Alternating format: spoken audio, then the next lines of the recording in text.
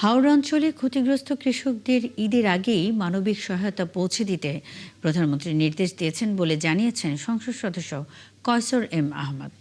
মঙ্গলবার সুনামগঞ্জের শান্তিগঞ্জে হাওরে জলাবদ্ধতায় ক্ষতিগ্রস্ত কৃষকদের মাঝে নগদ অর্থ ও ত্রাণ বিতরণ অনুষ্ঠানে তিনি এই তথ্য জানান।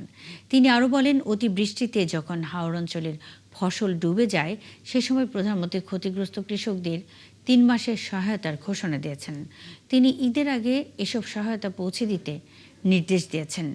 এরই অংশ হিসেবে কৃষকদের মধ্যে নগদ টাকা ও চাল পৌঁছে দেওয়া হচ্ছে। জাতীয় সংসদে উনি ঘোষণা দিয়েছেন এই ক্ষতিগ্রস্ত কৃষকদের জন্য 3 মাসের উনি 3 মাসের জন্য সামান্য কিছু অনুদান দেবেন। সাথে সাথে অনুদান দেওয়ার সাথে সাথে আমাদের এলাকা থেকে আপনাদের ইউনো সহ আজ যথাযথ কর্তৃপক্ষের কাছ থেকে উনি লিস্ট নিয়েছেন। লিস্ট নিয়ে দ্রুত সময়ের মধ্যে উনি নির্দেশনা দিয়েছেন ঈদের আগে এই টাকাগুলো যাতে ক্ষতিগ্রস্ত কৃষকরা পায় এর জন্য দ্রুত গতিতে এই আয়োজন করেছেন।